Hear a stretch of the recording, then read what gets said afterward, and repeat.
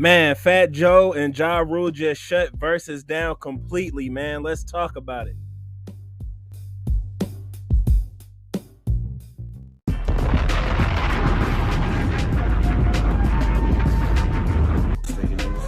What is steak and eggs?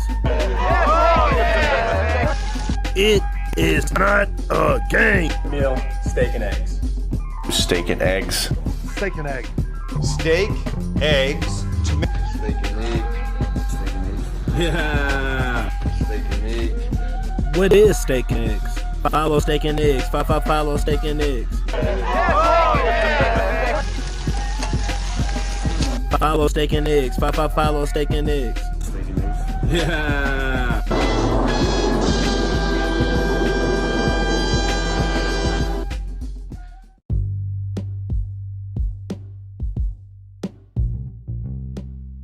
What up, man? Welcome back to Steak and Eggs, man. I hope everybody is doing good out there, man. Y'all feeling great, dog. You know what I'm saying? First and foremost, man, follow Steak and Eggs on each and every platform, Twitter, Facebook, Tumblr, Instagram, wherever you do your socials at, man. You know what I'm saying? Subscribe to the YouTube channel, man.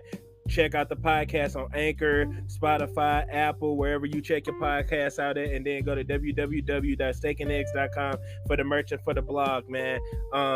Without further ado, man, I wanted to talk about what I was speaking about in the intro, man. Ja Rule and Fat Joe really just shut Versus down completely, man. At first I was kind of, hesitant. I think a lot of people were maybe hesitant because they're not familiar with a lot of Fat Joe songs. I'm familiar with a lot of Fat Joe records, but I know Fat Joe probably doesn't have as many radio hits as Ja Rule does. And so like Fat Joe has more street records, but Ja Rule has a lot of street records too that he did not perform, man. But overall, I totally enjoyed the battle, man. You can tell that these guys are really friends. They New York, NYC, man. You know, the energy is kind of just like how Dipset and the Lox was, where, if you're not from NY, man, you heard how these guys talking to each other, you will think that these dudes are dead serious, but that's just a New York person's like attitude and demeanor and tone and ego. You know what I'm saying? That's just how they talk to each other. That's how they address each other. But it's all out of love. You know what I'm saying? So, man, they had so many jokes flying, making fun of each other. But Ja really shut it down, man. He really performed so many hits that a lot of people fell in love with Ja Rule for. You know what I'm saying? Aside from songs like Holla Holla and stuff like that, he still performed like Murdergram and everything like that. The tracks he had with Jay-Z and DMX, when they were like the original like Murder Inc. and stuff like that. I wish he would have performed some of the actual Murder Inc. songs off of the first Murder Inc. album and stuff like that, songs that he had with like Cadillac Tie, Black Child, 01 and stuff. If you're a real Murder Inc. fan, then you'll know what I'm talking about. If you're a real deep hip-hop fan, then you'll probably be familiar with a lot of those records, a lot of those songs. But he didn't have to, man. The dude really had 20 hits of this dude. When 50 Cent came out, man, a lot of people forgot that Ja Rule was a real for real hit maker, man. You know what I'm saying? And so he really was able to perform I'm Real. He was able to perform Put It On Me. He really bought out Lil Mo, man. He found the Vita, dog. Like, we haven't seen Vita in years, bro. He really brought Vita out to perform. You know what I'm saying? And so I thought that was dope, man. Lil Mo and Vita still beautiful, man. Vita got the abs, man. You know what I'm saying? She looking good. You know what I'm saying?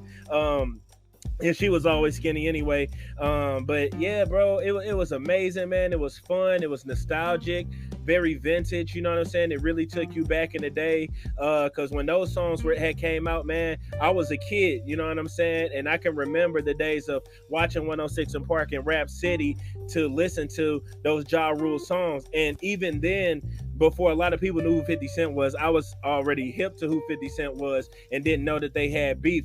But, you know what I'm saying, of course, the beef overshadowed who Ja Rule was and the hits and everything like that. And people adjusted to that wave that 50 was on and he was riding that high.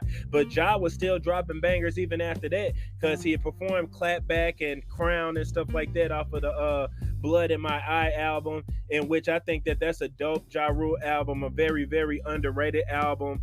it was slept on because, like I said, because of the beef at that time, man. But that album had dope songs on it. And then I wish he would have performed "Wonderful" with Ashanti and R. Kelly, but I understand that he couldn't perform something like that, you know what I'm saying, with R. Kelly being on it and everything like that. But "Wonderful" is one of my favorite Ja Rule songs, and that's off the RULE album, which had the song "New York" on it as well.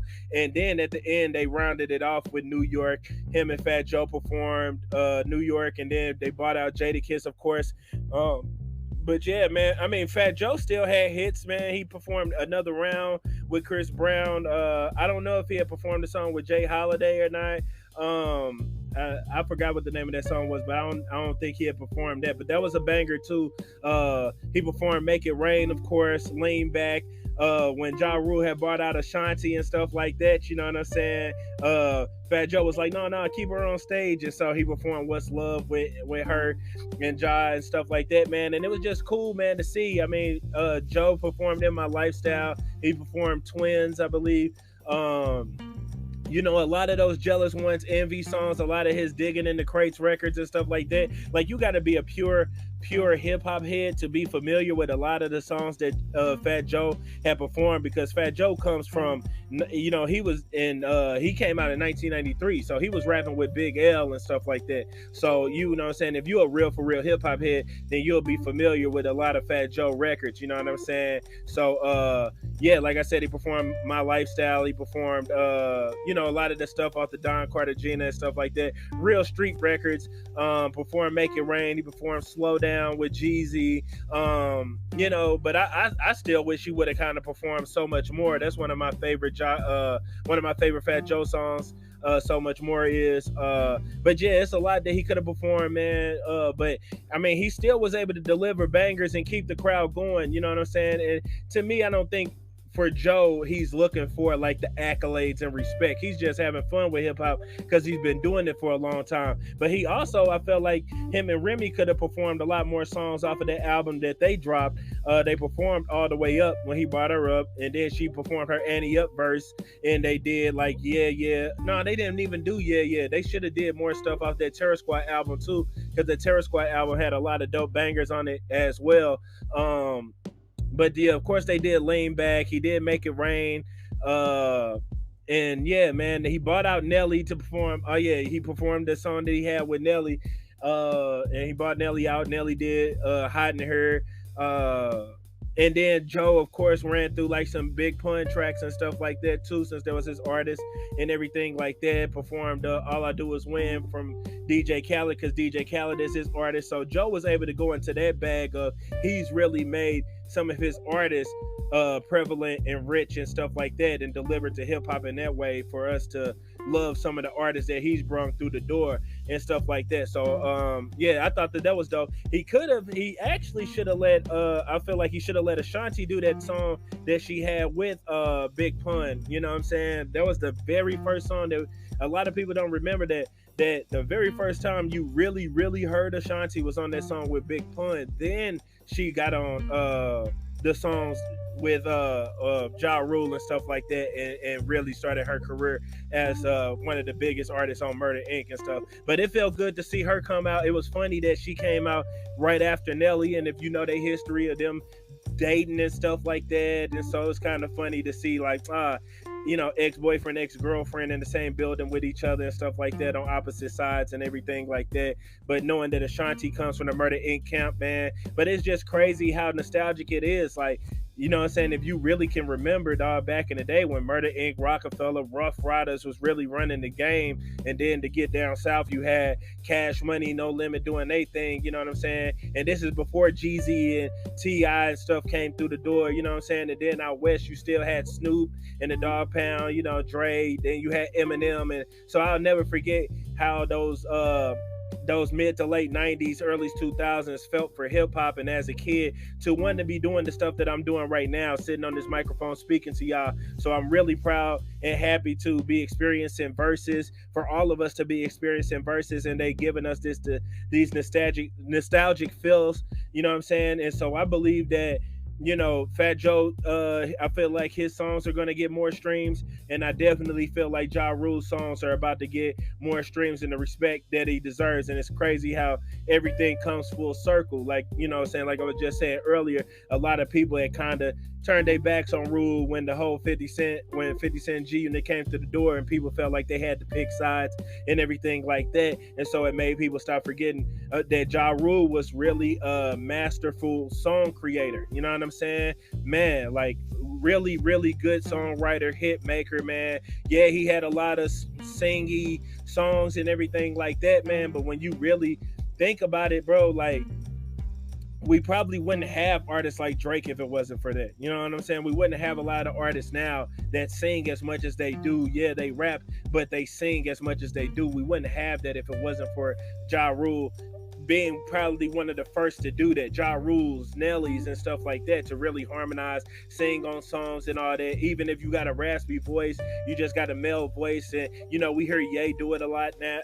You know what I'm saying? And it's just like, and then 50 was doing it and stuff too. So I just think that was dope that Ja was able really to take everybody back to like, yo, dog, like, nah, man, my dude really was on a run, bro. And it was crazy that they all were on a run at the same time. You know what I'm saying? Like, at the same time that at the same time that Ja Rule was on that run, Jay was on his run, DMX and Rough Riders was on their run, The Rock was on their run, and Fat Joe and Church Squad was on their run. They was all linking up, doing songs for Violator. They were managed, you know what I'm saying, by Chris Lighty. So it's like, if you really know your hip hop, bro, then you can remember all of this stuff and that feel that you had, man, to rush home and watch Rap City or 106 in Park, especially if you were young, you know what I'm saying? And then it's just like being in New York at that time too, like how that felt to hear that on Hot 97, Power 105, DJ Clue throwing bombs on it, Flex throwing bombs on them, you know what I'm saying? Stuff like that, man.